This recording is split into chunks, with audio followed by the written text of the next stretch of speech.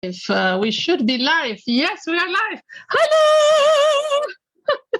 Yeah! Look who we have here! The international acclaimed goddess! Michelle Breedt!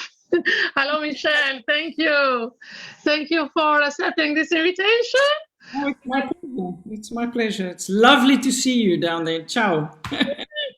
So, who do we have here? Well, this is a goddess, and we are poor mortals. This goddess had an incredible career, as certainly most of you know, and so actually she does not need any introduction. But nevertheless, I will try to say something, just something, otherwise we go on until Christmas. Yeah, should I start? So, beautiful Michelle, you are born in South Africa. That's correct. I was born in Johannesburg, South Africa, but I'm actually living in Germany longer than what I actually lived in South Africa. Yes, I'm actually, I'm living here longer. Allora, è nata in Sudafrica ma ha vissuto in Germania più tempo di quello che lei ha vissuto nel suo paese. È nata a Johannesburg. Okay, so you are South African. From which, do you know, origins? Dutch or do you know? Well, my family is sort of like a mixed EU. I have, my family name is a Dutch and very old Dutch family. And then I have German ancestry, I have English ancestry, I have Scottish ancestry, and I also have Flamand, the French-Belgian. Quindi lei ha un cognome di origine olandese, Breedt, quindi ha nel sangue varie origini, quindi olandese, tedesca, scozzese, belga. Insomma, il mondo, l'Europa, va bene. What else? Allora, you began your career at the Opera Studio in Cologne. Huh? Yes, I was there just for a very short time. I had come over from South Africa after just singing competitions in South Africa to gain money to be able to leave to come to Europe. And I had been in Cologne just for a very short time at the opera studio, I think 3 months or something, and I got an audition in the city of Braunschweig, which is close to Hanover. It's a Staatsoper and big state opera, and I got engaged to sing as a guest, to sing Cherubino. Okay, aspetta, wait, because it's long. Your life is very intense, very long. Allora, lei è andata a Cologna in un opera studio, sono questi centri, queste accademie di preparazione per insomma passare dal conservatorio alla carriera solistica, che in Germania ce ne sono quasi in ogni città principale, ma è stata molto poco, giusto? Perché poi è stata ingaggiata come ospite, quindi non cantante fissa ma cantante ospite, al Teatro di Stato Staatstheater di Braunschweig, che è una città vicino a Hannover. And you said that you came to Europe gaining some competitions. Is it this? You said this? No, I sang competitions in South Africa to get money to Europe. Ho capito. This might be important for younger singers. Quindi lei si è finanziata il viaggio per venire in Europa partecipando a dei concorsi, vincendoli, quindi avendo dei premi in denaro per riuscire a venire in Europa a provare a fare la carriera. E questa è una cosa importante da dire per tutte le persone che vengono da paesi lontani. Questa è una bella idea. This could be a nice suggestion for younger singers who are far away and want to come to Europe. Okay. That was, and I vowed after singing all the competitions in South Africa that I would never ever sing another competition again. And when I came to Europe, I never sang another competition. I had sung so many, and I never sang any competitions once I came to Europe. I stopped doing that. Quando è arrivata in Europa non ha più fatto concorsi o competizioni di canto, quindi lei non lo poteva sapere. Questo fu quello che fece nel suo paese d'origine, e poi arrivò qui, quindi short time in the studio in Cologne, opera studio, breve tempo, pochi mesi, e poi il lavoro, and then the job. Yes, and then I was asked to be a guest whilst I was still in the studio in Cologne to go and sing Cherubino in a new production. And I was working there with a very well-known conductor as the big boss, the conductor, the main conductor of the opera house, Stefan Scholtes. And he then engaged me into the ensemble. Ah, ok. Quindi lei è entrata mentre era nell'opera studio come studentessa e ha avuto la fortuna di venire ingaggiata molto presto come cherubino al Teatro di Stato di Braunschweig come ospite, però il suo boss di quei tempi l'apprezzo molto, per cui le propose di entrare nell'ensemble fisso, stabile, perché in Germania c'è un sistema diverso rispetto all'Italia, dove si può entrare veramente come nelle compagnie teatrali, diciamo, stabili, semistabili. I contratti solitamente sono di 2 anni, però se una persona funziona bene spesso vengono rinnovati. Quindi questa è stata un po' la sua storia, il suo percorso. Grazie, interessante, very interesting, thank you. Being engaged in an opera house as a young opera singer, and that's the wonderful opportunity that Germany gives everybody, is that in peace and quiet you can absolutely learn and sing opera roles. You know, from Cherubino to Così fan tutte, to Falstaff, to Hänsel und Gretel, to La finta giardiniera, to Sieben Todstunden, to Pelléas et Mélisande. I don't know, whatever I sang a tremendous amount of repertoire because I was fortunate. I was the only mezzo-soprano in the ensemble. So I really got to sing a lot of repertoire. Ha avuto molta fortuna, e un po' di fortuna nella vita ci vuole. You need a bit of luck. You have to be in the right moment, in the right place. You're right, in the right moment, in the right place. Ci vuole un po' di fortuna, bisogna essere nel posto giusto, al momento giusto. E Michelle Breedt ha avuto fortuna. You were lucky enough to arrive in the right spot when they needed you, di arrivare in questo teatro proprio quando c'era bisogno. Lei era l'unico mezzosoprano dell'ensemble fisso, per cui ha avuto l'opportunità di debuttare tantissimi ruoli, tutti i ruoli che lei ha nominato, non li ripeto perché avete sentito, lei li ha imparati, quindi si è fatta proprio le ossa, noi diciamo in Italia farsi la gavetta, ecco, lei è proprio stata una palestra, it was your fitness club, wonderful chance for you, coming from South Africa, from Johannesburg, from the other side of the world. Yes, it was quite a cultural shock. I could not speak a word of German. Oh, mamma mia. Oh, really? And how did you do that? Because I know that usually they want this. They expect that you speak it. How did you do that? You learned it in the night. I don't know. I guess they just had faith that I would learn it.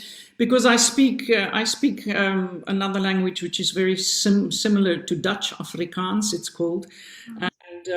So I understand Dutch and Flemish very well, and so I think it's not so far away from the German language. So I started picking up German just by listening and watching a lot of television, and that's how I started to pick up German. Yeah, so I learned German. That's why I still can't speak it properly. But cioè lei è arrivata qui in Europa senza tra l'altro conoscere e parlare il tedesco, che può essere una difficoltà. Di solito insomma i teatri tedeschi in un ensemble lo richiedono, però lei comunque ha imparato in fretta perché avendo questa lingua, come si dice, Dutch African, come si può tradurre? Questa lingua Afrikaans, come questa lingua è come olandese. E quindi vicina, è una lingua gemella, una lingua sorella,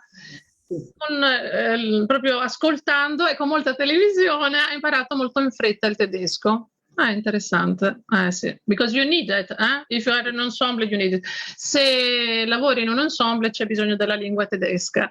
Yes, and then maybe you introduce yourself. I prepared this speech, but this is much more interesting. Really, Please, I don't want to take away your preparation, please. No, I just printed your incredible biography, which I will never be able to read in the whole, so I will have to make some cuts. Io ho semplicemente stampato la sua biografia, che è veramente impressionante. Allora, tu a Braunschweig hai avuto un grande incontro, Brigitte Fassbender, right? Ho capito bene? Did I understood well? Is it so? You met a very important person for you, Brigitte Fassbender in Braunschweig, is it right? Yes. No, well, I actually met her earlier, and she became my mentor. Whilst I was in Braunschweig, I got the opportunity to sing my first Octavian. And it was in a smaller theater in the north of Germany, in Oldenburg. And this would be the first production of Der Rosenkavalier, which Brigitte Fassbender would do. Now, if people don't know who Brigitte Fassbender is, she is the icon of Der Rosenkavalier for, I would say, the last century. She was one of, and is one of the most famous Octavians ever. She is iconic in the role. And so you can imagine how I felt. I was, having to sing my debut as Octavian in front of the world's most famous Octavian, and she would be doing the direction. So it was a nightmare. I can still remember the first day I went to the rehearsals. My knees were going like this because I was so scared, having to sing in front of this world famous icon. Yes, it's like singing Norma in front of Callas. Imagine going to sing Traviata in front of Callas or something, or Norma, one of the biggest roles, and she's directing you. That's. This happened when you were in the ensemble, starting in the ensemble of Braunschweig. I could guest. They allowed me to go to Oldenburg as a guesting. Yes. And as fate would have it, about 2 years after that, Brigitte Fassbender, she actually was stopping her singing. She was about 55 at the time, and she stopped her career singing as she wanted to do far more directing. And when I was in Braunschweig, the opera director that we had, there was some scandal at the opera house and he had to leave. And the music director asked me, you shortly have worked with Brigitte Fassbender. How is she? And I was like, she is phenomenal. Yeah. I said, I cannot even explain in words how fantastic the working experience was with her. And I think she would make a fantastic sopraintendente. So she has to of you, actually. I'm trying to be the sopraintendente where I was still singing, yes. So she was also lucky to have met you. It was both sides. Bellissima questa storia. Allora, aspetta, Michelle, perché la storia è lunga. Allora, Michelle, but you're a lucky lady, huh? Lucky lady also. Again, second time in the right place at the right moment. Yes. Ok, so you won the lottery already twice. Allora, di nuovo nel posto giusto al momento giusto. Mentre lei era fissa nell'ensemble del teatro di Braunschweig, dove ha avuto l'opportunità di quindi debuttare tanti ruoli molto importanti per una persona giovane. How old were you when you arrived in Braunschweig? How old? Che età avevi? Now you ask me. I left South Africa quite late. Because of the apartheid in South Africa, it wasn't easy for me to get out of the country, which is also something that few people know how difficult it was for me as a white South African to leave the country at that time. Okay. I'm not sure. I think I must have been about 26, I think. Baby. Ad ogni modo, chiedevo l'età. Quando è arrivata, approdata in Germania, era molto giovane, 26 anni, e diceva che è stato anche molto difficile lasciare il suo paese perché le persone qui non si rendono conto delle difficoltà dell'apartheid, che cosa era a quei tempi, e la difficoltà di poter viaggiare ed espatriare. Ad ogni modo, insomma, è arrivata e la storia continua, che lei, mentre era in questo ensemble, ha avuto la possibilità di essere ingaggiata come ospite come Octavia in una produzione del Rosenkavalier in un piccolo teatro del nord della Germania chiamato Oldenburg, dove faceva la regia giusto? Der Regie, Brigitte Fassbender. Brigitte Fassbender è un'icona. Chi non la conoscesse, ma è impossibile non conoscerla, come dire non conoscere la Callas, è impossibile. Ad ogni modo, vabbè, fu veramente, perché adesso non canta più, ma un grandissimo mezzosoprano, veramente, a livello veramente planetario, sia in campo operistico che soprattutto di lideristica. A quei tempi faceva la regia e lei era proprio l'esemplare, era stata esemplare in questo ruolo che Michelle Octavian doveva quindi rappresentare, quindi l'emozione, il nervosismo. E poi Michelle è tornata al suo lavoro, quindi a Braunschweig, e c'erano un po' di difficoltà, bisogna trovare un nuovo sovrintendente, e le chiesero come era stato il lavoro con Brigitte Fassbender, e quindi Michelle Breedt consigliò vivamente questo grande personaggio, questa grande cantante, dicendo: ma secondo me sarebbe fantastica in questo ruolo. Ed è così che Brigitte Fassbender, grazie anche alla raccomandazione di Michelle Breedt, arrivò a Braunschweig. So there you met again, vi siete ritrovate, and again you had some time to work together, avete avuto il tempo di lavorare insieme di nuovo. Yes, she said to me, "Look, you should be getting out, and you should be singing elsewhere. You've been in Braunschweig for 5 years. You must go." I was in Braunschweig for 5 years because I first needed my papers of residence for Germany. And that was very difficult to get because South Africa was on the banned list because of apartheid. We were being, there were very strict restrictions for South Africans in Europe. And I had to go to have my residency confirmed every year at the city with a contract from the theater. So I had to have work every year until for 5 years, I then only got my visa to stay in Germany. So it was, in the first 5 years, I just had to stay where I was.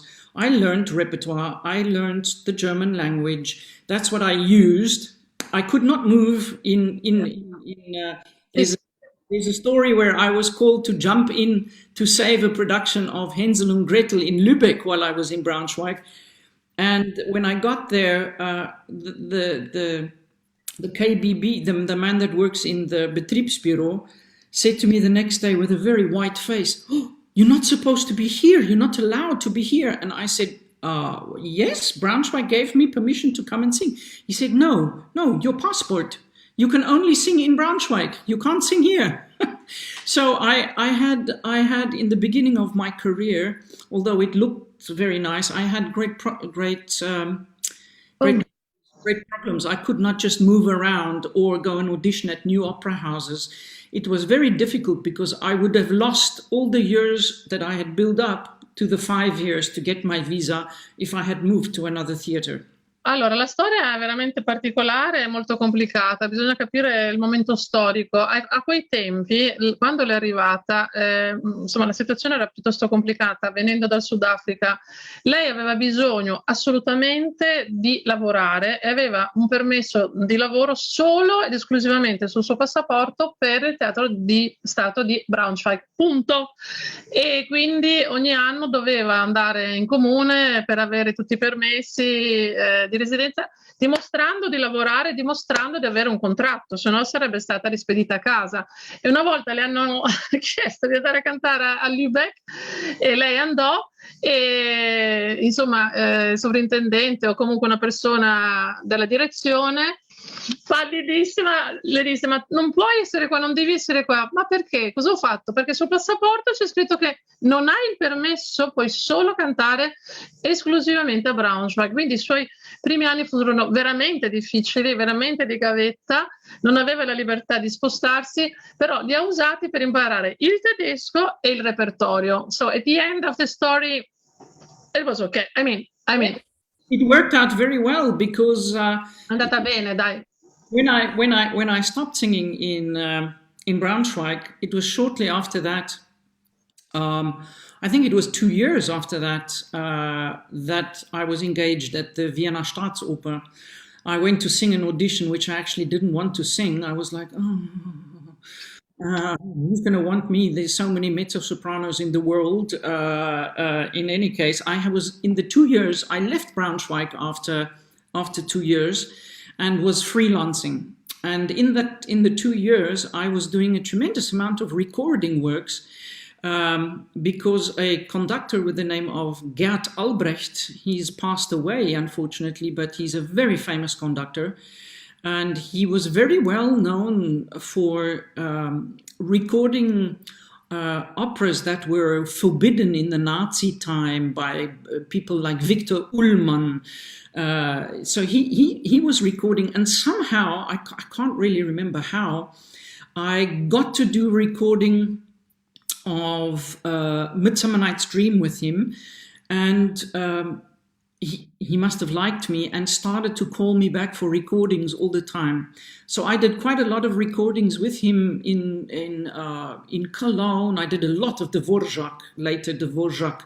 I think I did about 4 or 5 recordings with him of various operas of Dvorak in Czech. And so I was busy doing recordings and and doing some leader work. And then somebody said to me, oh, come on, just go and sing an audition at the Vienna Staatsoper. And so I went this day. The audition is a very funny story, actually. Okay, let me say it until here, because otherwise it's too long. Because your life is very intense. Era solo, allora l'ho chiesto di darmi il tempo di tradurre velocemente. E dopo quindi questa esperienza di Braunschweig, lei lasciò finalmente, dopo questi anni veramente di gavetta, però comunque utili, produttivi. E lei iniziò, grazie al contatto con un maestro che non c'è più, molto importante, Gerd Albrecht, che aveva la passione di fare registrazioni di compositori che durante il regime nazista erano proibiti, e apprezzò talmente tanto Michelle che se la prese a cuore e le fece fare tante registrazioni, quindi una cosa molto importante per una persona giovane, che dà anche molta visibilità. This gave you a lot of visibility, so I mean, reputation, I mean, it's without saying, è chiaro. Quindi di nuovo fortuna nel posto giusto al momento giusto. Third lottery. How many lotteries did you win? The fourth comes now, because now it's the story of Vienna. E per fare il ponte alla prossima storia, lei poi andò a fare un'audizione a Vienna che non voleva fare, ma che fece? Perché lei diceva, ma figuriamoci se sono interessati a me con tutte le mezzosoprani di fama mondiale, e invece andò. So you went, and what happened then? Well, it was in February, and in February there's the famous Opernball, the big famous tradition where the high society and everybody comes to do this big ball in February. And so when I came to the stage to do the audition, I was like, what's happening? The stage was totally open. The seats were all taken out of the opera house. They had built a dance floor where all the seats were. The curtains were up. People were sawing, and all the doors were open. People were working and carrying on. And I thought, oh, okay, this is interesting. I'm supposed to sing here, but everybody's working and making such a big noise. And the pianist was there, and way at the back there were some people, and nobody said anything to me. And I just looked at the pianist, and right in front of the stage where I was standing, there was a whole lot of plastic Christmas trees that were lying. So I was cut off. Yeah, you could only see sort of like the top of me, you know. I was here behind the Christmas trees. And I just looked at the pianist and I said, well, okay. I thought to myself, okay, whatever. I'm not taking this seriously in any case, so let me just sing. So I looked at the pianist and I said, incominciare, just start. In the middle of all the noise, everything, nobody had said to me, start singing or anything. And I started singing from I Capuletti e Montecchi, Se Romeo. the big aria, the entrance aria. And I sang, and as I started to sing, everything started to become quiet. You would see in the loge, you would see a face come up, and then, of somebody that was working in the loge. The doors started to close, and everybody stopped, and it became totally quiet. And I sang, and I finished, and right at the back, one of the people at the back of the opera house said, "One moment, please."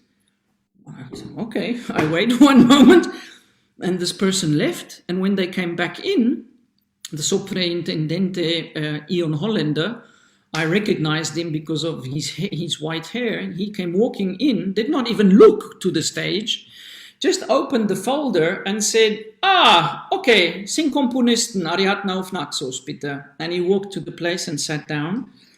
Now, if you know anybody that knows Ariadne of Naxos, it is one of the most difficult arias for a mezzo-soprano because it is very high, it's very demanding. But I think if you can really sing this aria, you show so much that you can basically just sing that aria at an audition. And if it's very good and people know what they know about singing, they should know if you are good or not. So I sang this, and afterwards they were talking, and then he said, "Okay, now you sing Cherubino for me." And I was, yeah, voi che sapete? I said, well, I don't have the music with me, but I said to the pianist, "Do you know it by memory?" He said, yes, it's okay, we play. So I sing Voi che sapete. And then he said to me, "And now you sing Romeo again for me." So I did. And without saying a word after the last Romeo, he got up, he walked over the dance floor, came up onto the stage, took my hand, and walked me off of stage saying, "This is the best audition I have heard since Kazarova sang her audition at the Vienna Staatsoper. Come, I'm engaging you." And that was my audition at the Vienna State Opera. Wow, this is a fairy tale. It is a funny story. Oh, fantastic! Bellissimo. Allora, give me a moment because this is too nice. Allora, è andata a fare questa audizione all'Opera di Stato di Vienna, è arrivata in febbraio quando c'era le famose celebrazioni del ballo, il grande ballo, e quando quindi si ritrovava sulla scena, c'erano alberi, rumore, gente che trapanava, un caos, e lei era lì in mezzo a questa confusione dicendo: "Ma chissà, non mi ascolteranno." Boh. È iniziata a cantare con Romeo, no? L'aria "Se Romeo ti ucciso un figlio", la grande aria di Capuletti e Montecchi di Bellini. E insomma, when you sang, things became more quiet. Quando ho iniziato a cantare, tutto insomma si calmò, porte che si chiudevano, gente che si dileguava, silenzio in sala. E poi ti hanno chiesto, hai detto di cantare, they asked you to sing, what was it, the second? No. They first went out and then sì. fetched the Superintendente Hollander.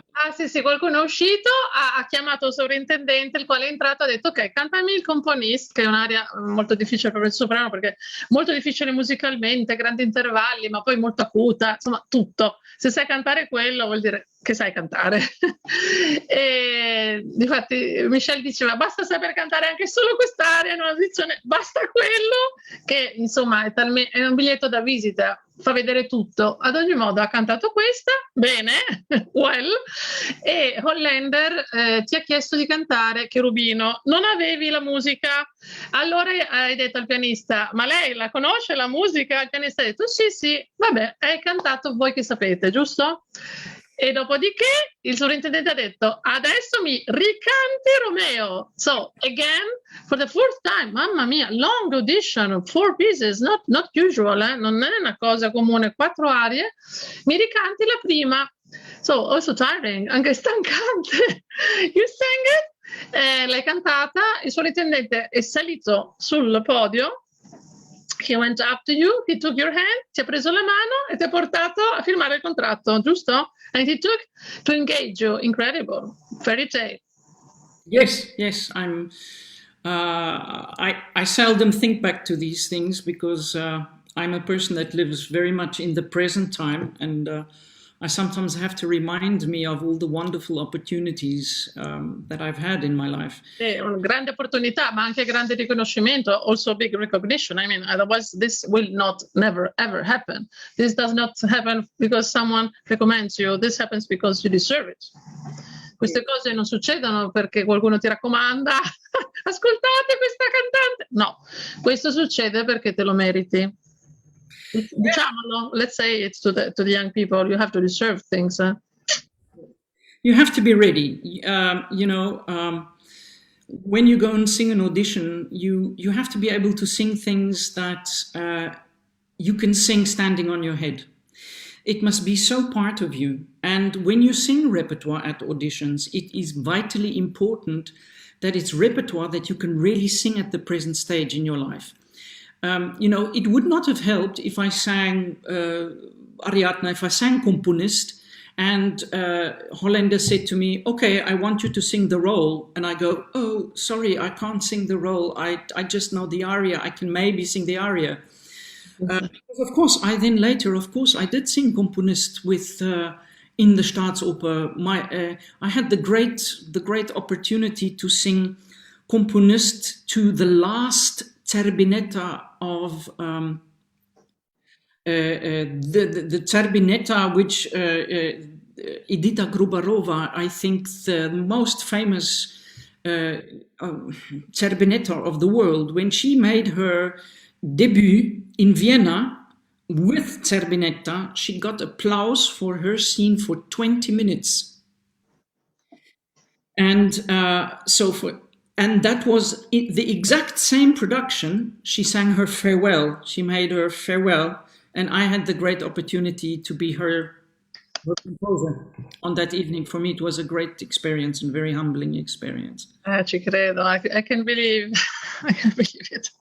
So, Michelle stava dicendo, per le audizioni bisogna cantare, questo soprattutto per i giovani, bisogna cantare le arie che sono veramente proprio pronte, prontissime, bisogna poterlo cantare a testa in giù e bisogna poter cantare anche il ruolo di tutta l'aria, cioè non cantare un'aria estrapolata dal ruolo, perché se poi ti propongono il ruolo bisogna saper dire in quel momento subito sì, posso farlo, essere pronti, essere cioè capaci di sostenere tutto il ruolo. Questa è una cosa che è molto importante per i giovani, che bisogna sapere, non solo l'aria, tutto il ruolo.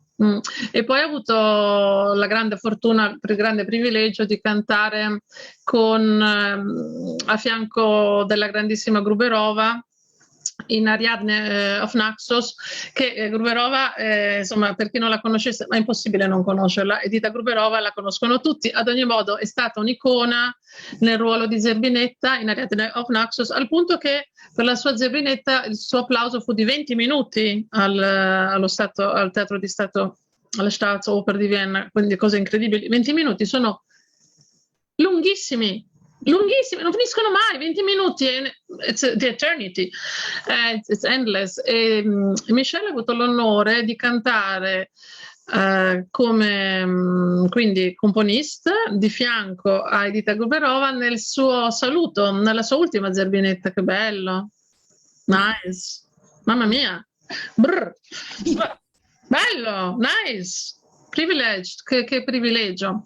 Bene, brava, tutto bello. And then here I see, mamma mia, Semperer, Oper Dresden, Staatstheater Hamburg, Deutsche Oper Berlin, Tokyo, Hong Kong, Barcellona, Lisbona, Amsterdam, Paris. Mamma mia, aiuto. But how is it? Come si fa? I mean, how do you do this? What do you need? Motivation? What do you need? Talent? What do you need? Sacrifice? Altogether, probably. You need a lot of things. You need a good manager to help you through all of this, to help you plan and help you with arrangements. You need to be very organized yourself. Times would be when I would pack 2 suitcases. I would leave the one packed and I would literally come back from a job, leave the one, just throw in the washing, take the next one and go off to the next engagement. you have to be a person who can stay by yourself and with yourself very well, because it's actually quite lonely.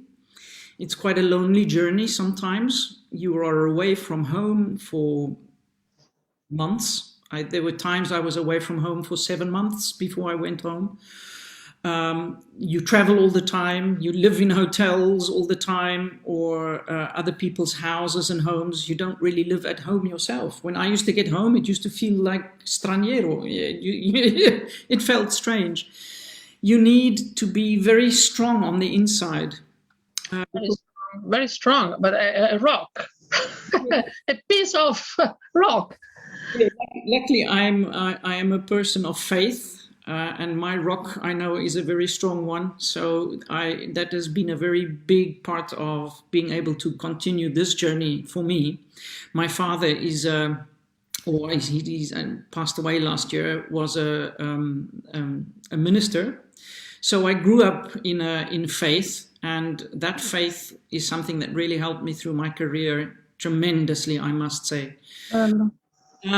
It takes a lot of determination. It takes a great love for opera and the music to do this. It's not easy. It looks very glamorous. Yeah. Oh, wow. You go from one city to the next and everything. It looks very glamorous, but it can be a very lonely lifestyle, especially if you get sick and you're lying in somebody else's house and you're going, oh, I'm feeling so terrible. And you have to try to get better for the next performance.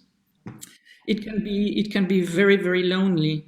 Luckily, I have wonderful friends and people throughout the whole world that I would come and visit me, or, I would talk to them and things like that. And I have a very special little person who traveled the world with me. He's actually lying over there. I don't know if anybody can see him.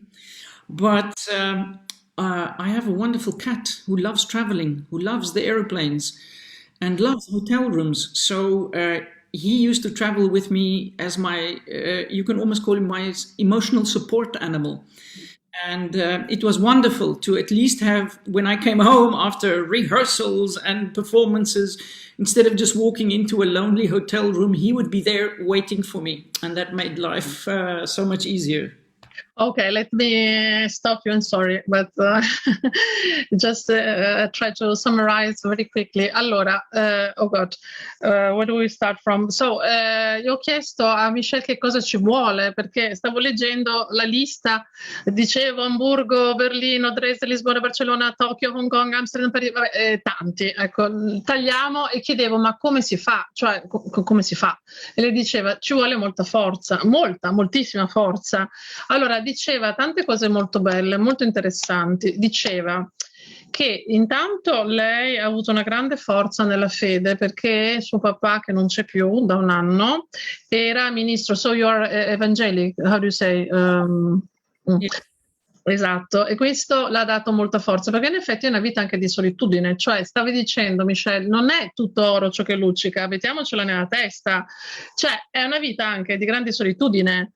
Sei solo in albergo, sei solo a casa di altri, se poi ti ammali non ne parliamo. Difatti lei dietro si vede nella foto, c'è un gattino, un gatto che era il suo compagno di viaggio, per fortuna, quello lì amava viaggiare, perché sennò in effetti, cioè, non è una vita facile. Poi diceva, io a volte ero 7 mesi fuori di casa, quindi mi sentivo straniera a casa mia, e arrivavo, facevo cadere una valigia, le cose nella lavatrice, e ripartivo con un'altra.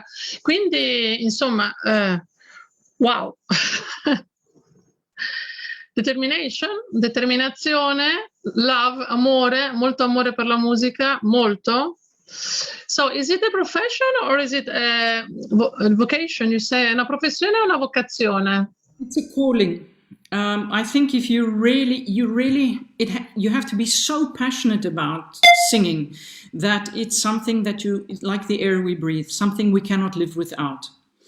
Because if you're singing at a very high level all the time, it takes a tremendous amount of concentration. You're only really, as the saying goes, as good as your last performance. And people, come in and expect a certain standard, like when I sing in Bayreuth or the Salzburger Festspiele places, people come with the expectation of hearing just the best. So you cannot say, oh, tonight, oh, I don't feel like it. You might feel like it on the inside, but you have to have that amazing self-discipline to say, no, these people are coming to listen for the first time, and I have to sing and give my heart to these people as if it's the first time I'm singing this role. So it's really, if you think of singing as just something you do because you enjoy singing, it's got to be far, far, far, far, far, far more. You have to burn. There has to be a burning desire to be able to continue and to be able to sing at such a level and to, keep on singing for, how long is it now? 35 years. Yeah, I understand. Certo, capisco. Le chiedevo, è una professione o una vocazione? E lei ha detto no, è una vocazione. Deve essere qualche cosa che ti prende completamente, una necessità, proprio volerlo, sentirlo e non poterne fare a meno, perché non è semplice a questi livelli, agli alti livelli. Insomma, le aspettative sono alte, le aspettative sono altissime e le persone che arrivano, insomma, desiderano sentire il meglio. Bisogna dare a loro il meglio anche quando magari per noi non è la nostra serata migliore. Bisogna essere sempre al top. So how do you do this? I mean, quindi lei parlava di disciplina, avere molta disciplina. But how do you cope? Is it not stressful? Cioè, vorrei capire... la pressione, lo stress della prestazione, di dimostrare, di confermare che si è bravi, questo non toglie il piacere del cantare. So I'm asking her this pressure, this also stress to show up in the best possible way does not somehow impact the joy of singing. I'm asking her this. How is it? To be very honest, I think the longer I have sung, it has become so. I'm going to not sing very much longer because I am now professor of voice. I have been for a couple of years already, but I'm feeling more and more. I mean, I've been on stage singing for 35 years. I've gotten to the point in my career where I've sung everything I want to sing. There's not very much more that I would like to sing that I haven't done. I've worked with the most wonderful conductors, the most wonderful colleagues, sung in all the big places. And for me, myself, I'm starting to feel a little bit on the inside when I stand on a rehearsal that I'm going, where's my mojo? I stand there going, oh, okay, I've sung, say now, Brangena from Tristan and Isolde. I've sung, I don't know, 100 times or more. And I have some director in front of me who's very young. This is nothing against young people, but say now he's younger and he stands with a CD booklet and he's trying to tell me what to do, or he doesn't. And I stand there and I've sung the opera more than he can imagine. And you think to yourself, why, where am I? Why am I doing this now? You can either, or you have a conductor where you go, oh, mamma mia, there's no passion in the music. I've done with fantastic conductors. With Gatti, I did a wonderful Tristan in Rome, for example, and in Paris. I did wonderful Tristan with Maestro Gatti. And so now you suddenly get a conductor who's not so good, and you start feeling, it's becoming difficult to do. That's when I thought to myself, I start to hear the alarm bells for myself. This means that it's time for me to start thinking about taking some distance from the stage. And that is what I've been doing. And that's why I went into teaching, but I taught my whole life, but went into teaching in a university sense of the word. And I vowed to myself that I will stop singing when my voice is still in tip-top shape and when I decide to. And, instead of people going, oh, can't you stop singing, please, So I'm going to choose the point in time when I'm going to stop, and it's not going to be too far away, because I'm enjoying teaching so much that really it has been a passion of my life. I've always taught, but it's giving me almost more enjoyment to teach than to stand and sing myself. And that for me is a clear message to myself. Allora, cercando di riassumere velocemente, perché ha detto tante cose. Michelle Breedt ha cantato 35 anni, ha cantato tutto, cioè tutto il cantabile che si poteva cantare, l'ha cantato in tutti i luoghi del mondo, in tutti, voglio dire, veramente luoghi più prestigiosi, Bayreuther Festspiel, il Festival di Salisburgo, Carnegie Hall, insomma, proprio il top del top del top del top, con i migliori direttori d'orchestra possibili, immaginabili, in produzioni veramente importanti, quindi veramente si è tolta tutte queste soddisfazioni. Si arriva a un certo punto della carriera in cui lei ha fatto più di 100 Tristane e Isolde, insomma, a un certo punto che poi in qualche modo a volte si è ritrovata di fronte a certi o direttori d'orchestra o registi che, insomma, la sapevano meno di lei.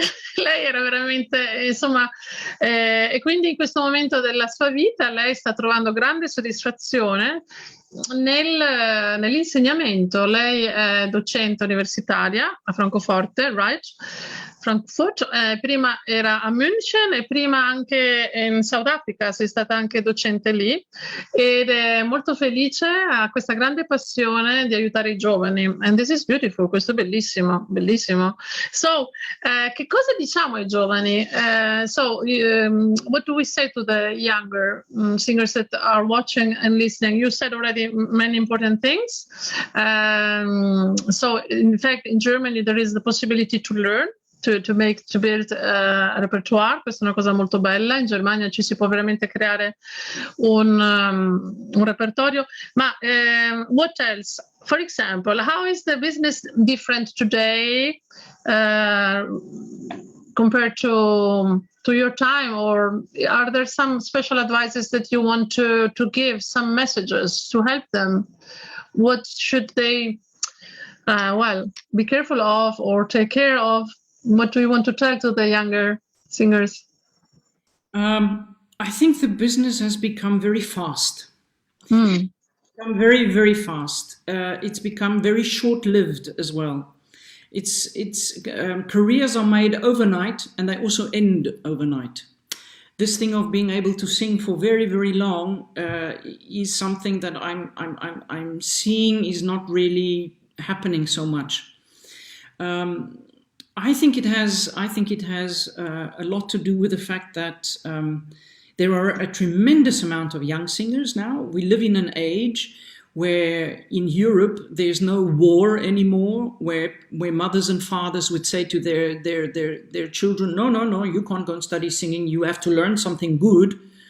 Singing is for people, you have to learn a good job, a very solid job. But today, young people can do anything they want to. So if somebody thinks, okay, I want to sing, they go and sing. And so I think there's a tremendous amount of singers today, and the market, to a certain extent, is flooded.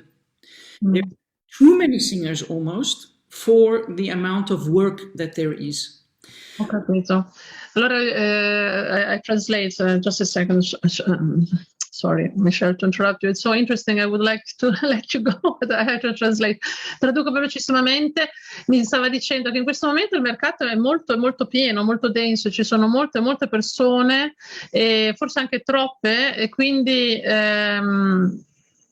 lei stava notando che in effetti rispetto a un tempo le carriere sono più corte, più brevi, cioè tutti provano a cantare, tutti cantano, ma poi la carriera, voglio dire, dura poco, mentre invece una volta c'erano carriere più lunghe. È interessante questa cosa. Interesting. Yes?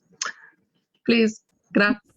Yes, and I think with young people today, it's unfortunately, I also think that there are less and less people in the jobs in theatres that really know about the voice.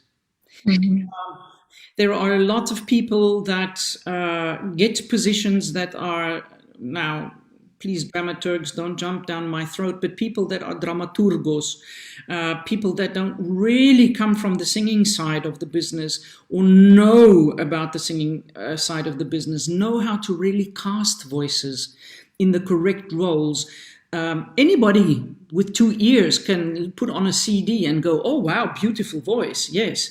But it takes a very special talent to see a young person and to think to yourself, okay, I can cast that person now as this. And in 2 or 3 years, I can hear where that voice is going to. I think that voice is going to develop like this. And so maybe for that future, I can use the person there and then I can use there. So the building up of young singers, I find, is not happening. It's almost like fast food today. We live in a society where everything is very fast and consumable. So in other words, say now somebody singing Don Giovanni will say it's Big Mac, yeah? So the theater says, oh, to the agencies, I want a Big Mac. And they send like 25 Big Macs. And then they'll consume the Big Mac and couldn't care about him then, and then they go shopping for something else again. It's not like they're going, oh, this is a wonderful voice.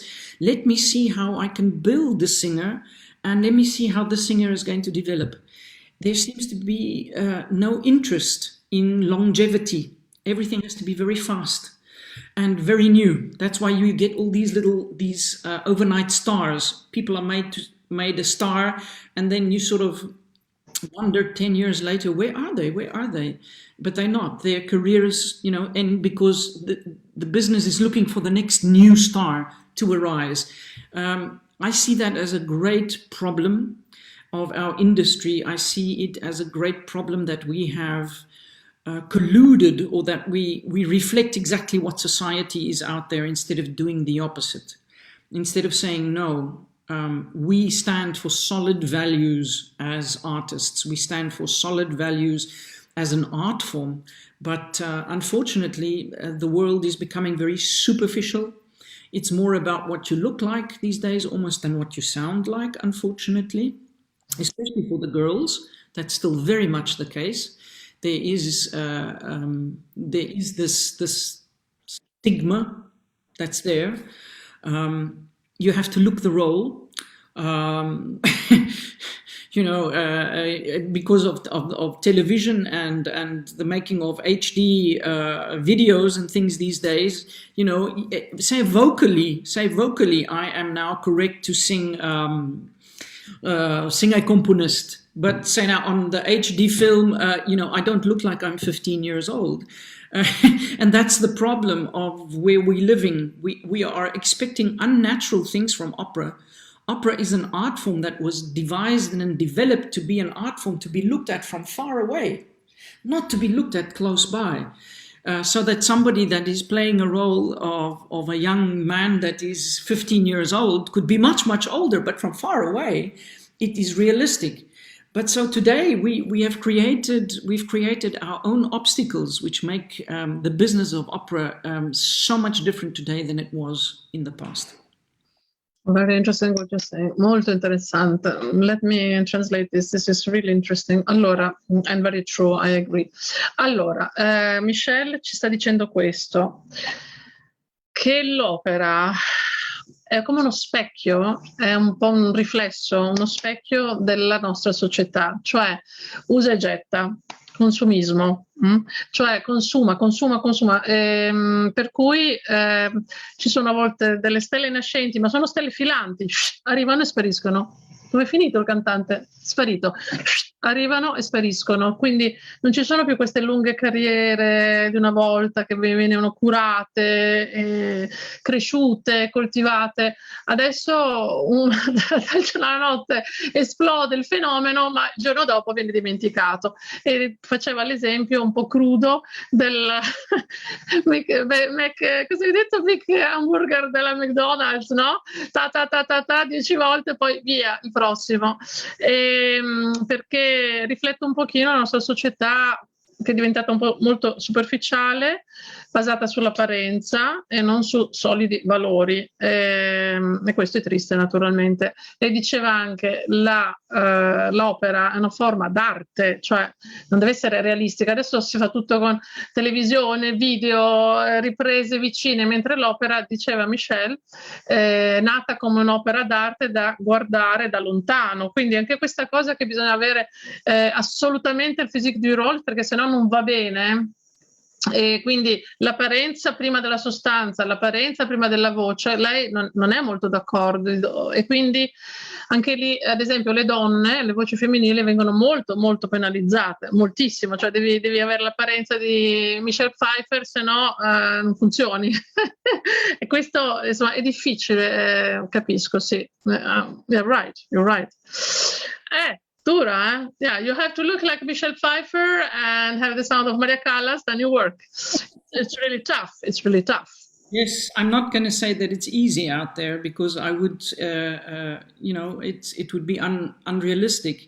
And I think what's very important for young singers is set a cutoff date. This is going to sound very hard and very sobering. But I think you have to set a cutoff date for yourself. You have to say, okay, if I arrive at the date of 30 years old and the career hasn't happened, it's not going to happen. And then to choose, so that you have a plan B. You must have a plan B as a singer. This sounds very, very negative, but it's not. It's just being very, very realistic, especially for the times we live in today. I know Renee Fleming, for example. She was my Marschallin when I sang Rosenkavalier when I was Octavian, and I know we would talk, and she feels exactly the same too. She will, and I mean, she has a big heart for young singers, and she would say the same. You must have a plan B as a singer, and you must have your cutoff date, because you don't want to be chasing a mirage the whole time, thinking, oh yes, next year it's going to happen. Oh, next year it might happen. Next year it might happen. You might not have the luck to land in the right time, to meet the right people that will take you to the right place, that will give you what you need. You might be somebody that has the luck to get into a theater, and you might sing there for 5 years, and then there's the new sopra intendente comes and he gets rid of all the singers, and you have to go and find a new job, and you cannot find a new job. There are so many things that can happen, and I think it is, and I've seen so many singers who get lost along the way because they have not thought of a plan B. My plan B always was, not because it's less, but I was always teaching. I always knew that I was going to teach one day in any case. That was my other big passion of my life. But find your other passion. Don't just put everything into being a singer, because our business is so difficult, and it is, you yourself cannot control all the outside elements that influence you getting a job. You cannot. I have heard some fantastic, really wonderful young singers in small opera houses in Germany, really singing very well, singing better than some of my famous colleagues, even that I sing with, that I'm going, Mamma mia, this singer should be singing in Berlin or Hamburg or in Milano or in Roma, and it boils down to so many factors which we cannot control. And this is what you really have to prepare yourself for as well as a singer. In these days where we are, it's not just a question of, oh, I love singing, so that will justify I will have a career. These are very sobering words, but I have seen them to be so true, unfortunately. And I say this to my students too that study with me, because all of them are potential soloists, people that are wanting to make careers and going to sing. And I say there is no guarantee There is no guarantee. The only thing you can do is be as excellently prepared as you can. Technically, vocally, emotionally, be as well prepared as you can, and to take all the chances you have and try and do your very best. But more than that, you have to get your internet profile going these days. You have to be very, very well present on all the social media. That when I was starting out as a young singer, we didn't have those things. We didn't even have cell phones. That really dates me. So, you know, for young singers, there's so many things that that they can do. You have to get out there. You have to try to swim free from everybody else. And that's a very difficult process. And it might be the famous saying that there's the most beautiful flower that blooms unseen in a desert. You know, there's this one fantastic flower and he might bloom unseen, and you might be the most wonderful young singer. As I say, I've heard phenomenal singing in some smaller and middle houses. And you might just be that flower that's going to bloom in the desert because, you know, nobody got to see you. But if it's singing is your passion, then go and sing. And if you're fortunate to get and to able to sing somewhere, enjoy every moment that you can. But also be realistic. Don't think, oh, next year it's going to happen, next year it's going to happen, next year. And suddenly you wake up with 45 years old, nothing's happened, you've had to do many small jobs to live, and you're getting older and older, and that's not a realistic way to then think of the business. And today, really, this also sounds hard, but over the rule that if you're not singing by the time that you're 30, and for women sometimes by mid-20, especially if you're a lighter Fach, it's almost too late already. Yeah. Va bene, sì, yes. Okay, I will translate very fast, very quickly. Try to synthesize a bit. Allora, diceva delle cose importanti. Datevi una scadenza. Questo è un messaggio per i giovani. Datevi una scadenza, datevi e siate onesti con voi stessi, perché c'è un limite di età. Solitamente, soprattutto per le donne, e prima, it's even earlier for women. Se non stai cantando verso i 30 anni è durissima. There are some little exceptions. Joyce Di Donato started a bit later, but these are exceptions. Let's say this is the standard. Men a bit later, uomini un pochino più tardi. Però bisogna, diceva Michelle, questo è molto vero, I agree completely, avere un piano B. Perché ci sono troppi elementi, tantissimi, fuori dal nostro controllo. Cioè noi possiamo essere ben preparati, diceva Michelle, anzi molto preparati, usare tutte le chance possibili, ma non ci sono garanzie, lei diceva, non ci sono. E poi diceva che in effetti oggi una delle tante differenze rispetto al passato ancora anche ad esempio il fatto che bisogna essere molto attivi ad esempio sui social media, ad esempio molto in vista, farsi vedere, non è semplice, si può essere a volte, diceva Michelle, un bellissimo fiore meraviglioso, speciale, raro, unico in mezzo al deserto, ma nessuno ti vede, e purtroppo questo succede. Lei diceva di aver sentito dei giovani cantanti talmente bravi, ma più bravi quindi di cantanti in carriera, colleghi suoi, in certi piccoli teatrini che nessuno vedrà mai, sentirà mai, e che insomma queste sono cose che succedono, per cui bisogna avere un piano B, e questo è importante. It's important, yes. I want to go back to the topic, if you allow me, about the pressure and the stress, the stage fright, because usually this is a taboo. Usually no one in the biography says, you know, I really was scared to death. No one. Or, oh, I have a nervous attack. No one. Or, I mean, how did you ever experience that, or not, or yes, or is it a secret? Maybe we go on to the next topic. No, I think anybody saying that they've never been nervous or experienced stage fright is lying. I think it is something that happens to us all. once again, my faith played a tremendous big role here to help me. Of course, there were times where you think, am I going to forget my words? Oh, this is so difficult, especially if I was doing some big, very difficult premiere like The Passenger of Mitterschlaff's Weinberg, the world premiere, and very difficult music and things, and my faith helped me personally very, very much. I think what does help as far as stage fright is concerned is really to have the security you know your work and that you are prepared.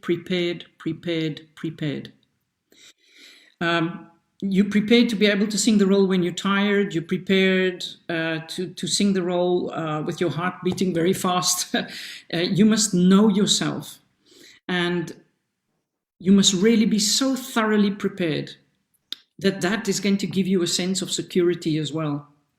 Sta dicendo Michelle Breedt a noi e a tutti, ma soprattutto ai giovani, che la soluzione, la chiave per superare i nervi che ci sono, anche se magari non se ne parla, ma è una bugia, ce l'hanno tutti, è la preparazione. L'ha ripetuto 4-5 volte, quindi essere preparati a testa in giù.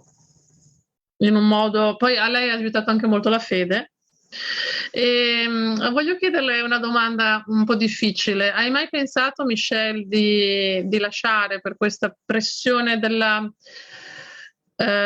prestazione, di dover dimostrare? Hai mai pensato basta, sempre dimostrare? Did you ever had the temptation to say it's enough? I mean, to always demonstrate that I'm good enough, it can be also tiring. I mean, oppure la domanda può essere formulata in un altro modo.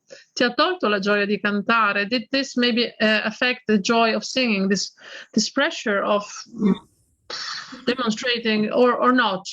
I think it does. In my case, definitely, I think one gets tired of studying. I just got tired of being an eternal student, writing my matriculation exams, always learning tremendous amounts of new music, new leader programs by heart, which is one of the hardest things to do, with a Schubert strophic song where they have a 7 Strophen or something.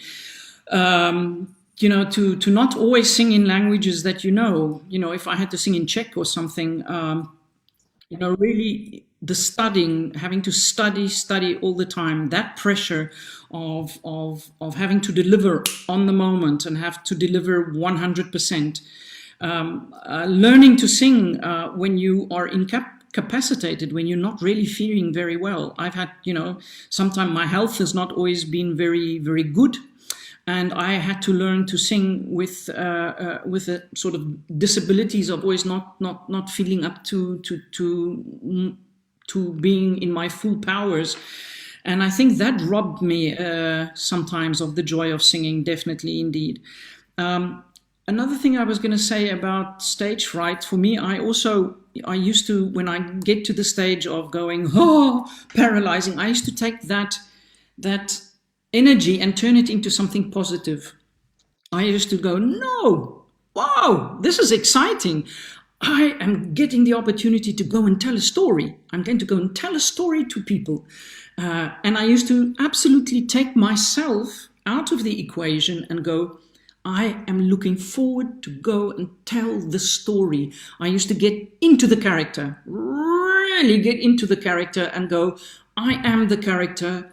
And that would help me tremendously. The me, would get out of the way and I would become the character and put all the butterflies in my stomach, put that into a positive energy, into the joy of playing the character. That's how I personally used that energy in a positive way to help me.